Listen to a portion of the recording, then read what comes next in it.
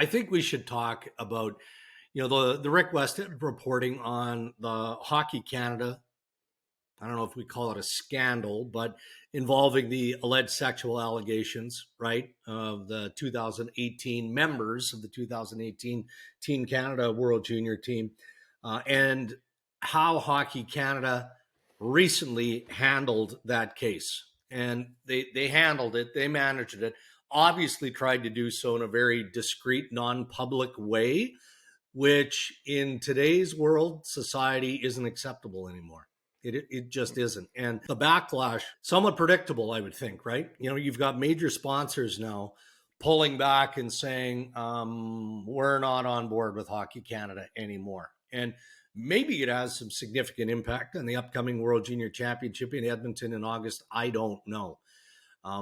But where do we sit with this? You've got a case where, you feel horribly for the victim here, who didn't necessarily want to participate in a police investigation or a full-on investigation because she wants to go on and live her life. She doesn't want her name out there publicly.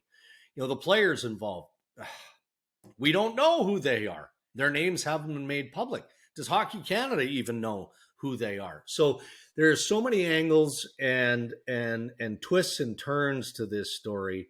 But I understand the reporting. And I understand the reaction from the major sponsors because it does feel like there has to be more transparency in the process. So maybe you don't have to acknowledge the victim. You don't have to acknowledge, those who are allegedly involved, but you had to be more transparent in saying, we've launched an investigation into these allegations. Maybe that could have happened whenever they launched that investigation to make sure everybody was aware. Is that fair? Yes. At the forefront of this is not the public, I'll say the public because that's everybody, thirst to know who the 8 players were. That's not at the forefront. The forefront is the young woman and her decision and her choices of settlement. How could we possibly advise or have an opinion on that? Right. That's her. That's what her and her family have to decide. And if she wanted to make that public, she makes it public. If she wants to keep it private, she keeps it private. And that is her. That's the first step of this to me. The investigation to be done privately, I get why you would want that to happen, but it can't be. The sponsors, to step away, this is where, at the bottom line, change happens. There has to be a transparent process to allegation. Yet it has to be done in a way that the people involved have the privacy afforded until people can gather facts. This is not just about Hockey Canada. This is about corporation. This is about the way things were dealt with in the past and the way they need to be dealt with now. And they're not the same thing. I mean, what a terrible story. I mean, like on not just about every level, on every level. Like, what the hell? Yeah. What is that? Yeah. It's you know what, Drakes? It's deflating to be involved with hockey when I see this. In 2018 or 2019, to today. We're not talking 40 years ago when it still would have been disgusting, but like, what goes on, man? Yeah. And I guess what I'm challenged with too is, because hockey reporters are reporting on it, it becomes a hockey culture issue. Right. And I don't believe that.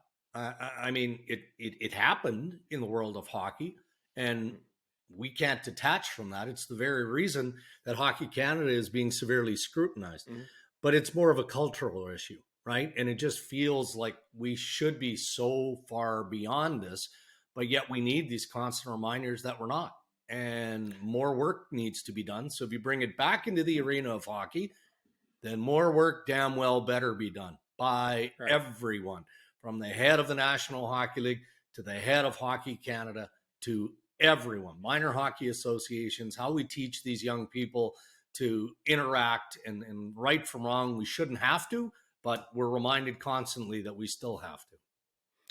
Well, I think that's probably the best way to put that part of it is that even if you don't think that kids need this education, Mm-hmm.